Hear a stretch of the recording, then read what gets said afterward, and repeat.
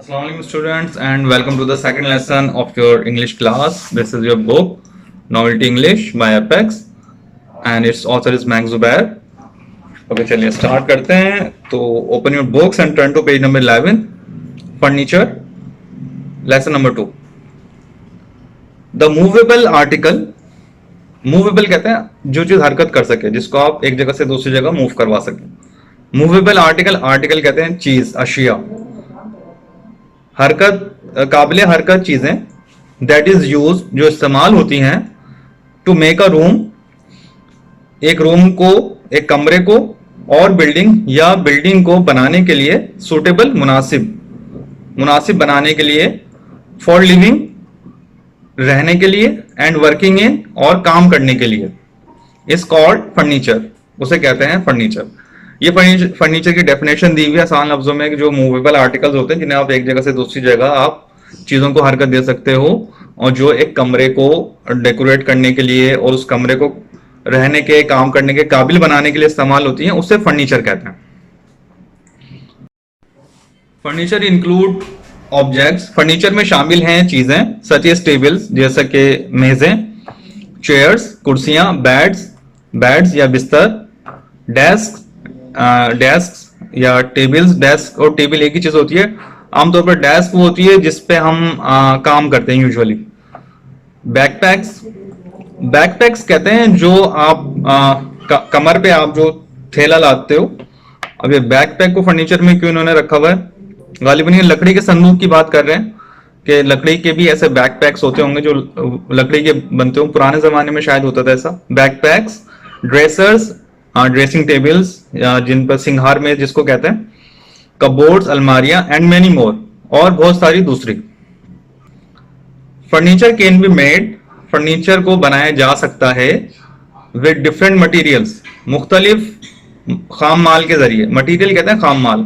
खाम माल वो चीज होती है जो रॉ फॉर्म में आपके पास आती है और चीजों को बनाने के लिए इस्तेमाल होती है. जैसे फर्नीचर का मटेरियल क्या होगा? लकड़ी, कीलें, ग्लू, इस तरह की चीजें. It can be made using a variety of would working joints.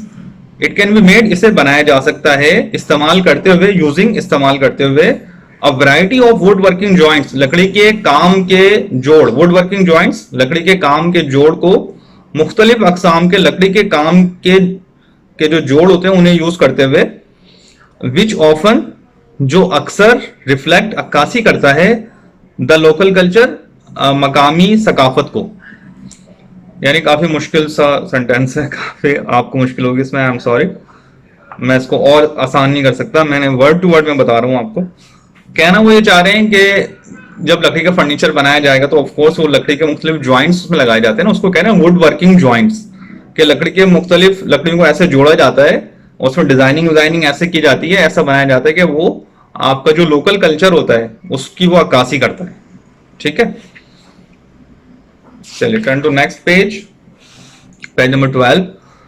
Metal furniture is a type of furniture.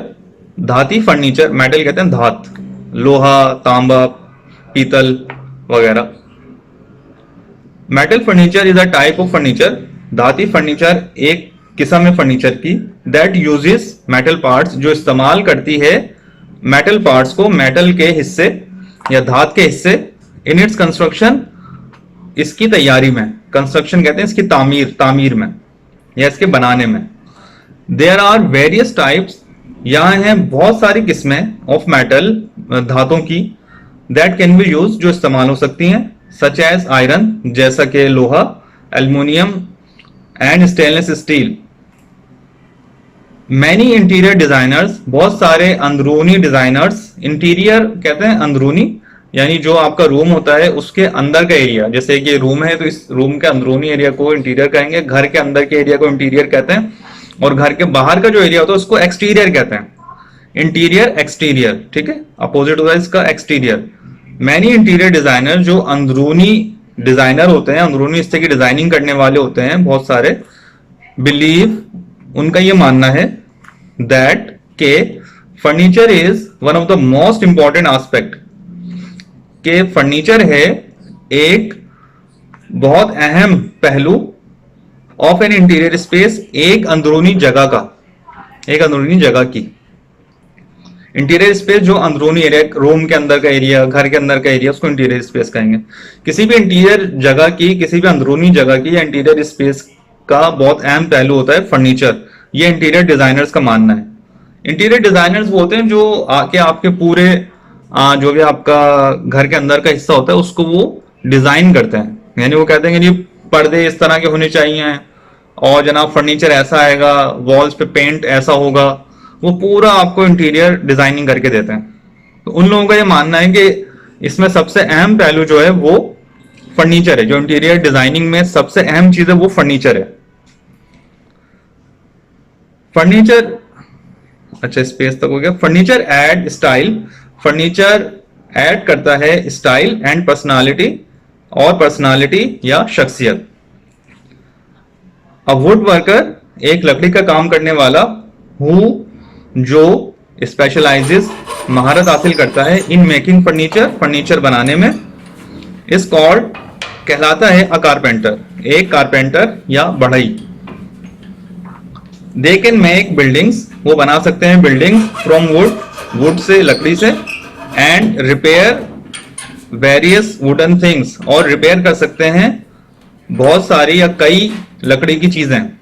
यानी जो कारपेंटर होते हैं, जो बढ़ई होते हैं, वो लकड़ी से बिल्डिंग भी बना सकते हैं, यानी घर भी, पूरा घर लकड़ी का बना दें। ऐसा भी होता है जो बहुत ठंडे इलाके होते हैं, यूरोप वगैरह, वहां पर बर्फ पड़ती रहती है। हमारे यहाँ भी मरी वगैरह में अगर आप जाओ नॉर्दर्न एरियाज में, तो वहां पर लकड़ी के भी घर बने हुए होते हैं, लकड़ी का काम किया जाता है, तो उससे सर्दी रुकी रहती है ना, सर्दी रुकती है उसमें काफी। तो वो कारपेंटर्स जो होते हैं वो लकड़ी से इमारतें भी बना सकते हैं और लकड़ी की बहुत सारी चीजों को रिपेयर भी कर सकते हैं। वो जाहिर सी बात है वो अपने काम के एक्सपर्ट होते हैं। अच्छा, यहाँ रिपेयरिंग लिखा हुआ है, रिपेयरिंग की जगह यहाँ आना चाहिए रिपेयर, ING यहाँ नहीं आएगा। बुक में छोटी सी एक मिस्टेक। वुड फर्नीचर रिक्वायर्स, लकड़ी के फर्नीचर को जरूरत होती है, वेरी लिटिल मेंटेनेंस, बहुत कम देखभाल की, मेंटेनेंस देखभाल। Would is a long lasting, लकड़ी एक देरपा, नेचुरल मटेरियल, कुदरती मटेरियल है या कुदरती खाम माल है। खाम माल की जगह मटेरियल ही बेहतर है, खाम माल से और कंफ्यूजन बढ़ेगी। इट कैन लास्ट, ये बरकरार रह सकता है, फॉर जनरेशंस, नस्लों तक, जनरेशंस नस्लें, विद मिनिमम केयर, बहुत थोड़ी सी देखभाल के साथ।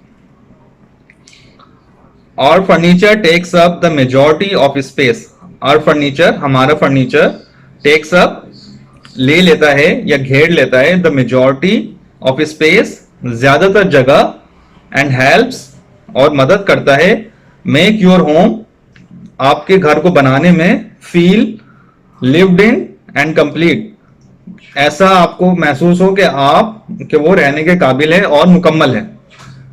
यानी फर्नीचर आपका आपके घर को फील करवाता है कि आपका घर रहने के काबिल है और वो मुकम्मल है, कंप्लीट है। We should choose the furniture, हमें इंतखाब करना चाहिए फर्नीचर का, for our living and dining room, अपने लिविंग रूम और डाइनिंग रूम के लिए, दैट कैन फिट, जो समा सके या फिट हो सके, और स्पेस एंड बजट, हमारी जगह में और हमारे बजट में। बजट कहते हैं पैसे, अमाउंट कितनी आप खर्च कर सकते हो। बजट यानी किसी चीज के लिए कितना आपने पैसे का पैसा आपने फिक्स किया हुआ है कि भाई इतने पैसे बस हम इस चीज पे खर्च करेंगे, इससे ज्यादा हम खर्च नहीं करेंगे। तो ये कह रहे हैं कि आपको ऐसा फर्नीचर चूज करना चाहिए जो आपके बजट में भी आ सके और आपकी जगह में भी आ सके। ऑफ कोर्स कॉमन सेंस की बात है। Next page, page number 13। We need furniture for more comfortable lifes, we need furniture, हमें फर्नीचर की जरूरत होती है, फॉर मोर कंफर्टेबल लाइफ्स, ज्यादा आरामदेह जिंदगियों के लिए, कंफर्टेबल आरामदेह, एंड यूज इट, और इस्तेमाल करते हैं इसे, फॉर स्टोरेज, स्टोर करने के लिए, जैसे अलमारी, ड्रॉज, इसमें सामान स्टोर करते हैं आप अपना, फॉर सिटिंग ऑन, बैठने के लिए, एंड फॉर स्लीपिंग, और सोने के लिए। ऑलवेज रिमेंबर, हमेशा याद रखो, वाइल चूजिंग अ फर्नीचर, जब आप एक फर्नीचर का इंतखाब कर रहे हैं, दैट के योर होम, आपका घर इज योर पर्सनल स्पेस, आपकी जाती जगह है, आपकी पर्सनल स्पेस है, आपका घर आपकी पर्सनल स्पेस है। Don't let someone else tell you, किसी और को मत बताने दो, किसी और को ये इजाजत मत दो कि वो आपको बताए व्हाट यू शुड डू, कि आपको क्या करना है, राइट। तो जब भी आप फर्नीचर का इंतखाब कर रहे हो तो अगर कोई आपको वहां पे कोई और थर्ड पर्सन आपको मशवरे देने आ जाता है तो आप उसकी बातों में मत आओ, अपने हिसाब से चूज करो, क्योंकि आपने यूज करना है, आपने रहना है, और आप एक दफा फर्नीचर लेते हो तो वो सालों तक और बात केसेस में तो जनरेशन तक उसको इस्तेमाल करती हैं। तो अपने हिसाब से लो, अपनी पसंद के हिसाब से लो, दूसरों की बातों में मत आओ। इफ यू नीड हेल्प, अगर आपको मदद चाहिए, आस्क फॉर सजेशंस, तो मशवरे के लिए कहें। एंड ऑफ कोर्स, और यकीनन, consider the preferences of your family, consider खातिर में लाओ या गौर करो द प्रेफरेंसेस, तरजीहात ऑफ योर फैमिली, अपने खानदान की या अपनी फैमिली की। तरजीहात कहते हैं जो आपकी प्रायोरिटीज होती हैं या जो आपको ज्यादा जिनकी जरूरत होती है, जो चीजें आपको कि भाई कलर तो चल जाएगा कोई भी, लेकिन हमें फला चीज लाजमी चाहिए, या हमारा जो फर्नीचर है उसमें हमें ड्रेसिंग टेबल लाजमी चाहिए, फॉर एग्जाम्पल। तो प्रेफरेंसेस आपकी फैमिली की, उनको जरूर खातिर में लाएं, और हाउसमेट्स या आपके घर वालों की। यानी जब भी आप फर्नीचर का इंतखाब करेंगे तो आप अपने घर वालों की उसमें तरजीहात को भी शामिल करोगे, of course. But when the time comes, लेकिन जब वक्त आए टू मेक डिसीजन, फैसला करने का, दे शुड बी योर्स, तो वो होने चाहिए आपके। यानी आपने मशवरा सबसे कर लिया, लेकिन जब आपने फैसला करना है तो वो फैसला आपका ही होगा, आपका होना चाहिए। इट्स योर होम, ये आपका घर है, and you should feel comfortable, और आपको महसूस करना चाहिए आरामदेह विद द चॉइसेस, जो इंतखाबात आप करते हो उनके साथ। यानी जो चॉइसेस आप करें उसमें आप कंफर्टेबल हों, जो भी आपने चॉइसेस किए हैं वो आपको कोई कंफ्यूजन ना हो रही हो कि यार ये ले लिया तो पता नहीं क्या होगा, और पता नहीं ये मुझे सूट करेगा नहीं करेगा। जो भी आपने चूज किया, डिसीजन जल्दी ना लें, जल्दी ना करें डिसीजन लेने में, फैसला करने में जल्दी मत करें। जो भी आपने डिसीजन लेना है वो सोच समझ के लें, और अगर जब तक कंफर्टेबल ना हो जाए जब तक फैसला ना करें। ओके, तो दिस वाज योर लेसन। थोड़ा मुश्किल था, इसके अंदर इन्होंने जरा सख्त इंग्लिश यूज की हुई है, जाहिर सी बात है, अब आप क्लास 6 में हो, थोड़ा मुश्किल तो होगा आगे आगे।